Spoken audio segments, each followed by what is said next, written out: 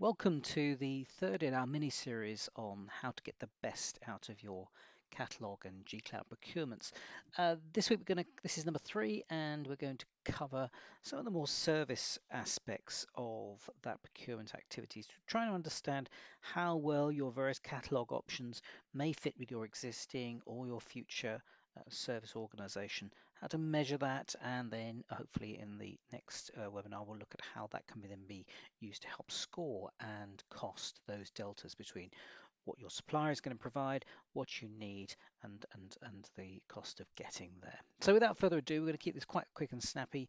And as before, if there's anything that you find or you want to question us about or get a copy of the slides, then give us an email and we'll send them over to you. So I'm going to just start by recapping just slightly where we've been over the last few weeks and just try to why is this important? Well, some of the problems we've seen with the G-Cloud procurements and catalog service provision is that often there's a great difference between the different way that services are described, the ease at which you can procure them, very easy to procure. However, often when it comes to the transition and deployment, that was where the complications can start, and often the language and expectations on both parties can be very different. So what we're trying to do is help understand the outcomes that you want to achieve, make sure that the various different offerings fit your service organization and are aligned, and you can understand the difference between those,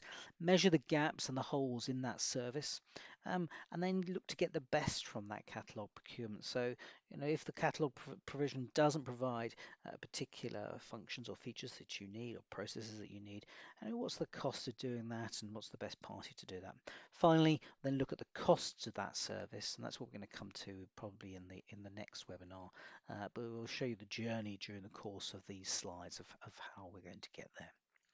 So, what are the risks of using catalog procurement? Well, we've covered these before, but just really to recap, and it just helps us um, base ourselves back into why we're doing this. A lot of the non-functionals that are described in the catalog are usually not particularly clear. It's often that services don't clearly align either between what the client expectations are, you as a client expectations, and what the supplier is doing. And then you've got a whole raft of different quality in those service descriptions. So different suppliers promising, providing, costing, different outcomes in different terminology. So it makes it quite hard to do apples for apples comparisons, certainly just at a simple desk exercise. So what we've obviously been through to date is that process of how you can break down what the suppliers are offering, what you might need, and articulate those as forms of requirements and how that might fit into your procurement process. And then we're now going to see how they may fit into your service organization and how possibly that organization may need to adapt or embrace those catalog options to fit in with your organization. Often there is no pricing for implementation or support. We've seen in many catalog provisions. The good catalogs will give you some very clear options about how to cost those services.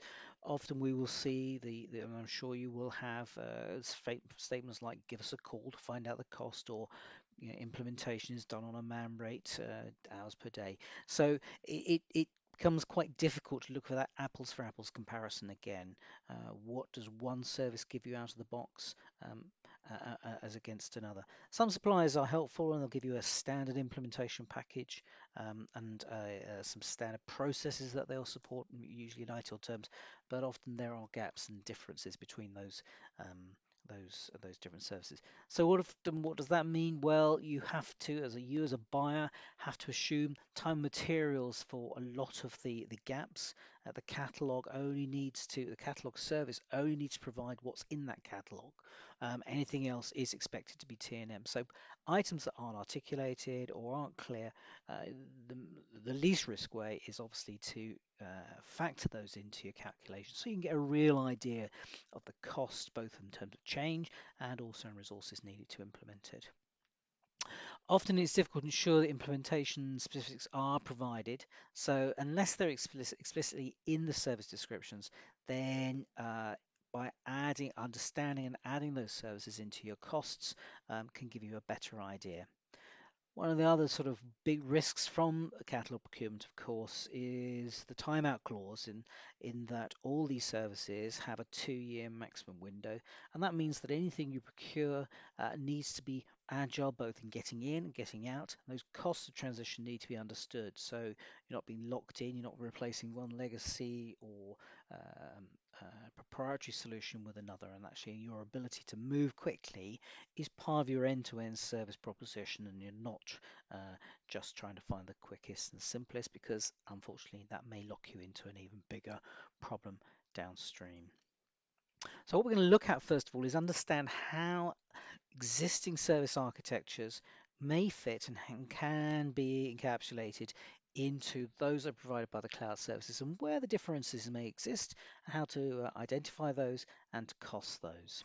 Now, with a service as a with software as a service and PaaS, we are looking at how does your organization fit into those propositions. Often these services are fairly well aligned to, they are articulated in ITIL terms, which is the basis of which a lot of companies are now and organizations are now or structuring their service organization. But typically those internal service organizations aren't particularly well orchestrated against those that service architecture. So typically we will see people with structures that obviously fit around the various service delivery towers. So typically that'll be things like end user compute, platform services, network and infrastructure possibly, as well as facilities, and possibly something in a business facing function like an intelligent client function or ICF.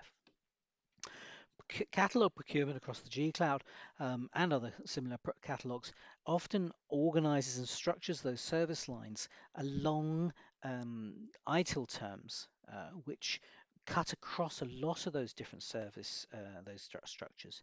So what you end up is trying to find the right way to align your business and service organization with those services that are provided catalog items. Now, obviously, catalog items, as it dictates, you're not buying particularly flexibility, you're providing what it says on the tin, and that often means that existing organizations need to adapt or understand very clearly those interfaces between its organizations and those services provided by your suppliers. And that will go across a number of different facets of that service. So obviously business and service integration is usually the front of those integration points, but we are interested in architecture and technology, even though it's software as a service. Often there are integration points, or there are opportunities that need to be considered, or software components, sorry, architectural components need to be considered, so that the service integrates. So, for example, you might want single sign-on. That's an obvious one. Common backups. The ability to integrate various components together, and that will require some architecture and technology integration. Typically, that's not usually covered by your own organization. Technical security is often known as the golden thread, and that needs to be weaved into you as a client, making sure that the assurance and the controls and the risk mitigations in place against a supplier that's managing itself to that. And these catalog procurements provide actually very good controls, measures, and to ensure that the service provided meets the minimum criteria required. GDS and the National Cybersecurity Centres provide us with a number of principles and some pretty good guidance, which we'll come on to later, on how you can use that to measure, manage, and ultimately score your suppliers to make sure that they're performing the service as required.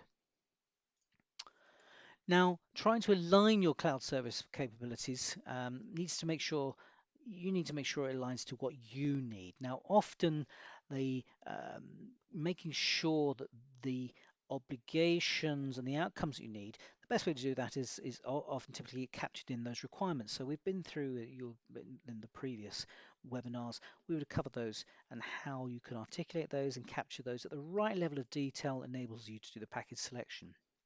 We look to use ITIL as a reference because it's the common terminology and the common framework that suppliers and a lot of organizations are used. ITIL helps us because it gives us a number of responsibilities, processes, and functions that we expect the service organization end to end. So that's not just you as the service owners, but also the various resolver groups and the suppliers need to perform. And it helps you identify those key roles and the key interfaces that are absolutely critical and need to be understood between services you're procuring and internal resolver groups.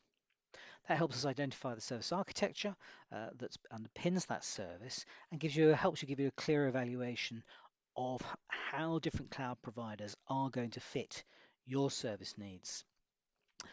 The requirements catalog often remains the set of the golden set of rules that you are looking to perform, but equally those will, when it gets to this stage, require flexibility. And if you remember in some of our early webinars, we were trying to um, uh, guide and try and drive towards having those requirements not necessarily so hard and fast, because often when it comes to actually trying to understand the interfaces and the outcomes you need, flexibility will be required against what a service provides. It may be the best service, it may be absolutely right for you, but the service interface, the service architecture doesn't work quite so well. So do you put that obligation on the service provider, the catalog provider, to change your service through, and G-Cloud provides you with the ability through T&M to do that, or are you going to change your organization to fit that? And those are often some of the costs and some of the different types of evaluation that need to be done to actually be able to score and evaluate that the service is the right one. This helps you then provide a financial model that can help you with the selection. So you might find that one service provides an awful lot of the functionality and capability you want, but doesn't fit your service model, may fall down on a number of your fairly strongly required requirements against a service that actually functionally doesn't do particularly well, but fits all your service needs. And it's trying to evaluate those two to find out what is important. Requirements help us do that, and the financial model helps us with part of our evaluation to score that. Service requirements do form a key part of our selection criteria.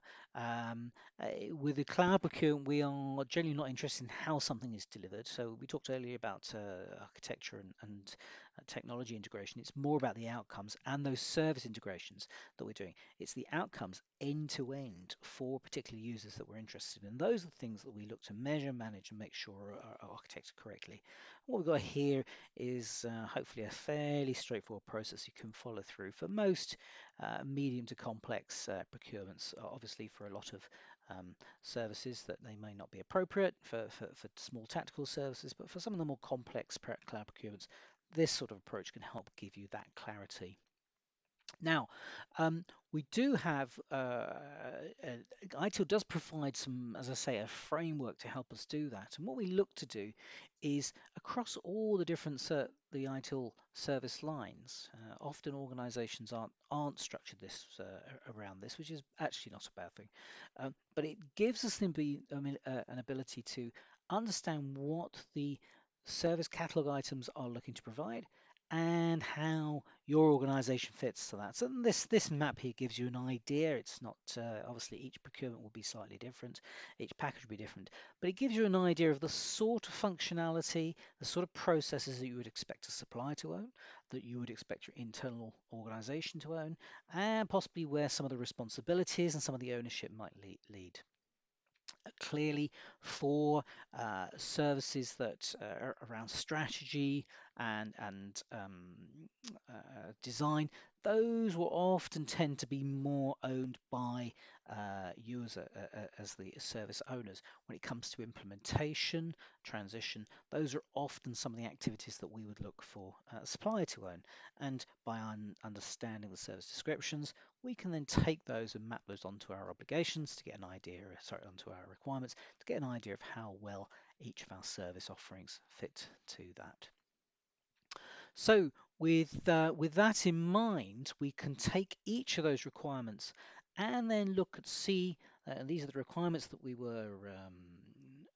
went through in earlier webinars. We can take those requirements and turn those into a number of clear outcomes that we are looking for a supplier to perform or a service provider to perform. There's a slight mash in the way that we then look to score those. So With G-Cloud, there will be things that we want them to mandatory to provide, and some that they should providing with the service. But also, we are trying to identify those things that should be included in the price and those that we're interested in being cost plus or we would expect to provide as additional. And here we've got an example, just one slice of those requirements that have now been turned into outcomes. And looking at some of the items are in the service design space. So, for example, in service management, we would clearly hope that the service should support target resolution times of 90% with a P1 within 2 hours. And that's the sort of thing that you would expect to be included in the service. It's not mandatory. We may, for example, be interested in a service that can only provide 90% of P1s within 4 hours, for example. That may be more appropriate. However, we do expect that to be included as a core part of the price. If we look at the second option here, the second item here, service managers should be able to provide reporting information to ensure quality of service.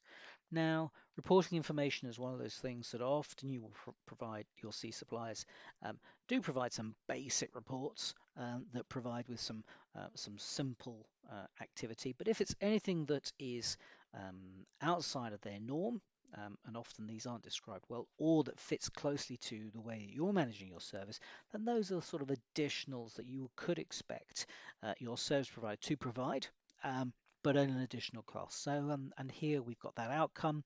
We've given it a scoring and a marking that it should be included, it should be provided. We'd expect to see a clear obligation that it is provided, but at an additional price. So with each of these outcomes that we are against our different ITIL service lines, we can then have a look at how those different services are then measured and managed and pulled together. And the service architecture can be defined against those key service interfaces that we expect for this service. So here again, we've taken service design to the next stage to look at how the cloud supplier should interface with your client organization, with your internal service organization, identifying the things that should be owned by the supplier, things that should be owned by yourselves, and whether you expect it to be included as part of that activity or as maybe additional activity. And as you will see in here, there's a simple RACI that's also been added just to give you an idea of how those various processes, who owns those, and the various roles that are involved. So for example, again, coming back to the simple example of before, service level management is something that has a responsibility of the service level manager as part of the cloud supplier, but you would expect that it would have the authorization and the ownership by the service level manager on the client side. So with that framework, we can then obviously that service interface, those key service interfaces can be done across all the different ITIL service lines. So you'll see here again, service transition, and then progressing into service operations, where quite clearly we would expect a lot more to be owned by those service providers, those cloud providers, and then into some of the more peripheries of the service management organization, your service strategy, and then your CSR, service improvement, where actually while you expect the cloud supplier to own his improving his own service, end-to-end is often usually owned by your own service manager or your own internal organization. That's a typical example of something that's owned by both organizations. So having done all that analysis, we've taken our requirements, we've turned those into a number of service outcomes to identify the service obligations against your architecture that you can expect to evaluate different cloud suppliers against. That then enables you to have a look at the various roles and responsibilities of each organization and the typical type of roles that you expect that organization to be running inside your end-to-end service architecture. So with that, we're able then to clearly take that on to the next stage, which allows us to look at the different cloud suppliers, evaluate them against the service model.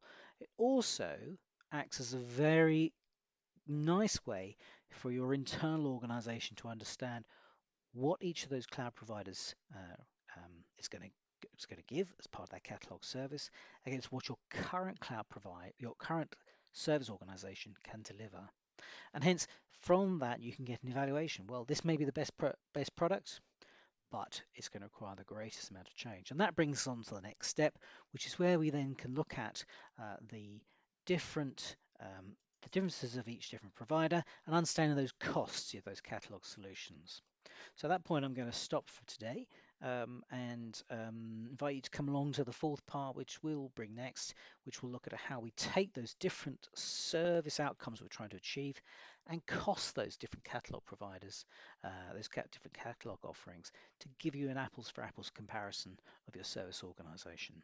Well, thank you for listening today. I've tried to keep it short and punchy, and hopefully if there's any questions, please feel free to come back and we'll try and answer the best as we can. I look forward to for you to come and join us next time.